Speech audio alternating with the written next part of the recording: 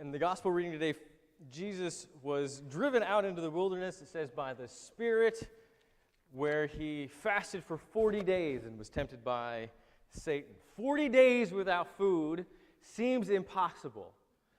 And I would challenge you that if you think it is, go ahead and try it. And you'll realize pretty quick that you really want food. Turns out, though, that for the most part, the average person can go 50 days without food. The average person. And one guy, apparently, the Guinness Book of Records or whatever, went 382 days without eating.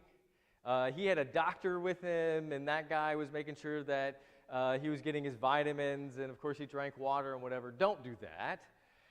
But it does go to show that what you think is possible isn't necessarily what is possible. There can be even more. Can you imagine going 40 days without food? That would be ridiculous. I can't even imagine going 40 days without food. But what Jesus was doing was he was expressing a physical reality, no food, that reflected a spiritual truth, which is that it was better to have God be the focus of his world than anything else, including food, including eating, which is a very good thing. Eating is good. I'm not preaching against eating. That would be obvious, I hope.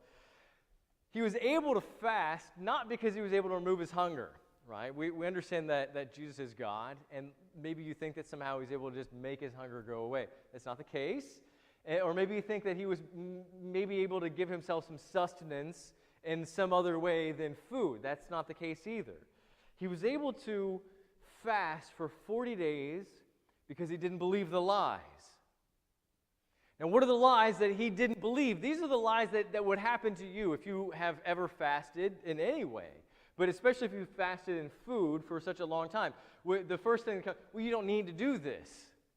That's the first lie that's going to come to you. You don't need to fast. Oh, okay, well, you don't need to, but that's not the point. That's a lie.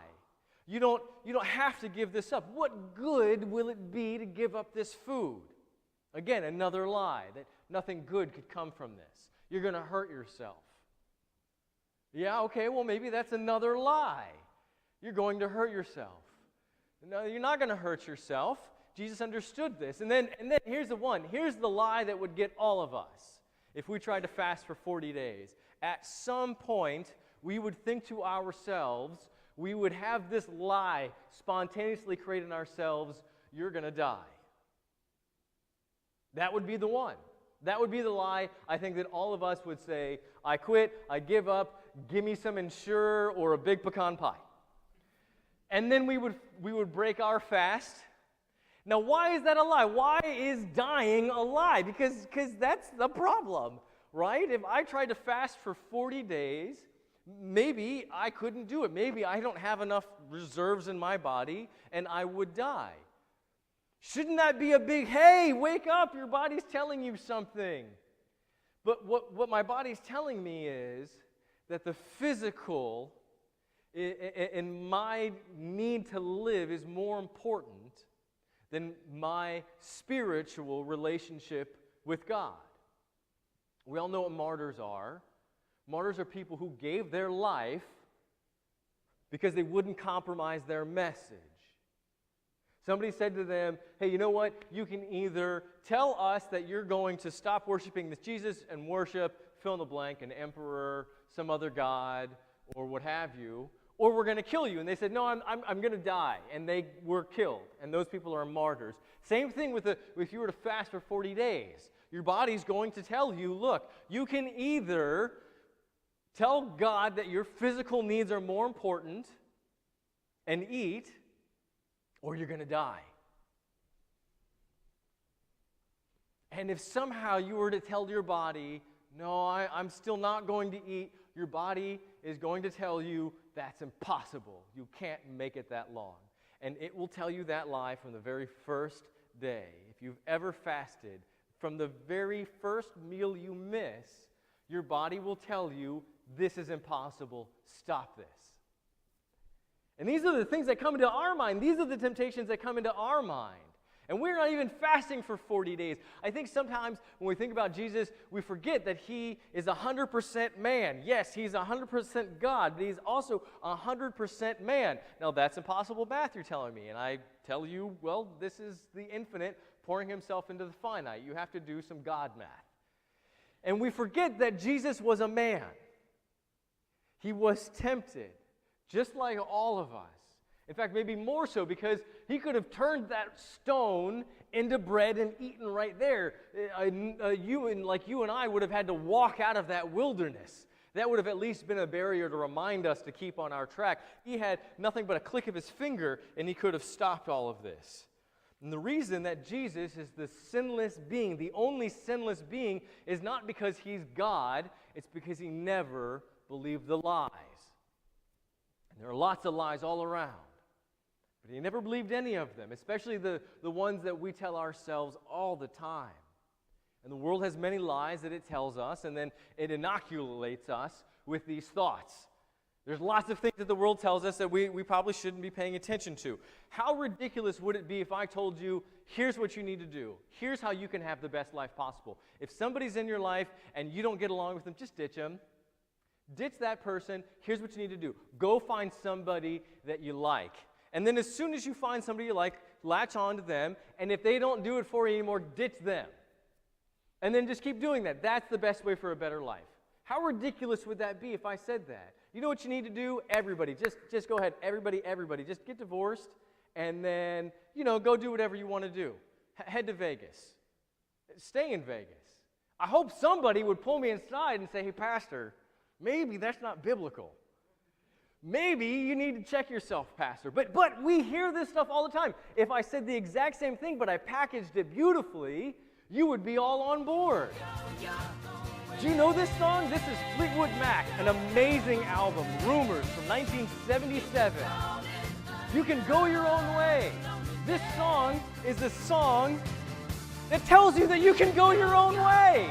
She's talking about her relationship with the man in her life, and she's telling him, get out of here, go. I'm going to go my way, you're going to go your way, and that's how it's going to be. Not worrying about trying to make it work, just doing whatever works. That was her message. You know this one? This is 2003. Hey Yeah, from Outkast. Oh, I know some of yeah. Taking like a Polaroid picture. Oh, but what did he just say? Separate's always better. What? Yeah, that's right. His whole point, the entire point of the song is, you know what? You're going to have these things in your life that are going to make children. That's all right. That's just now your new baby mama. And you're the new baby dada. And that's okay, because really all we want, and he says this, he says, I'm just being honest. We just want to get with each other, and if, whatever happens, happens. And it's better than actually working it out. He literally says nothing is forever and love is no exception. So why should love be an exception? Because it is. See, we get these messages from all these different things, and we just accept them. And they're really good, and they're packaged wonderfully. But if I told you, go ahead and ditch anybody that doesn't work with you, you should tell me that I'm wrong. But we never question the media that comes at us. I don't even get me started on movies. Romantic comedies are full. Hollywood has put billions of dollars into romantic comedies, and I don't even have to show you a clip to tell you that there's always that scene where the girl is about to marry the guy, and the stuffy pastor stands up there and says, if anybody has anything to say. And then right at that movie, what happens? Some guy breaks in, he says, wait, no, don't. And he professes his love for her, and she realizes that the guy next to her is a schlub, and she should be with this other guy. Like, this is every romantic comedy you've ever seen, ever. That's ridiculous. How did they get into that position? And why is she all of a sudden going to ditch the one for oh, man, don't even get me started. But we consume these things. And look, it doesn't stop there. It gets into all of the genres of all of music. We could have a Taylor Swift fest about how you should leave whoever you're with.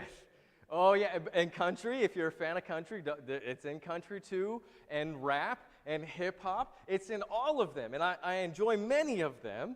And we could be here all day. It would be a nice little thing. And don't get me wrong. I'm not attacking modern culture. This isn't a tirade about media or pop songs. This is just to make us realize that we are being given messages constantly about what is acceptable, and those messages don't necessarily line up with what Jesus said. And what happens is our faith is eroded slowly over time. We get filled with these unreal expectations. When I have a new couple and they want to get married and we sit down, almost always I have to tell the woman that your partner isn't going to make you happy always. And why? Because that's the message of every romantic comedy ever, that they lived happily ever after. That's not the case. That is not the case. And if you've been married for any amount of time, you know that there will be a rocky road. And the test of a marriage isn't that everything is perfect, it's that you get through the rocky road. That's actually what makes your marriage better, when you get through those rough patches, not worse. But if we have these unreal expectations and we have this understanding that our self-worth and desire is built upon how happy we feel and how much we're being fulfilled, and then we're not being fulfilled by the people around us, then we fall into different temptations to leave the one we're with. Or, just be honest. I'm just being honest. I'm trying to get, a little something, something. I'm not trying to be your daddy. I just want to be your caddy. These are the quotes from the songs. These temptations, they come at us. They devour our souls. They destroy our faith. Peter puts it like this in chapter 5, verse 8. He says, beware. He says, discipline yourself, which is what we're doing now in Lent. Discipline yourself. Keep alert like a roaring lion. Your adversary, the devil, prowls around looking for someone to devour. Which is to say that there is actively something coming against you in your faith. Now, if you don't know that there's something trying to twist you and pull you and misguide you, then you're going to be twisted and pulled and misguided. So what do? How do you get back on track? How do you do that? Satan and the evil forces are attractive, and they're attacking you, and they will redirect you. They will tell you you don't need God. They will tell you that it's okay to compromise. They'll tell you God will understand the situation you find yourself in. They'll tell you, don't be extreme. You don't need to go to extremes. You're being an extremist. Don't do that. They'll tell you that you know better than God. This is why we're in Lent, so that we might fast. Because fasting is a physical reality of a spiritual truth. When we fast, when we pull something out of our life, then we say, look, I would rather have Jesus in my life than whatever it is I just pulled out of my life.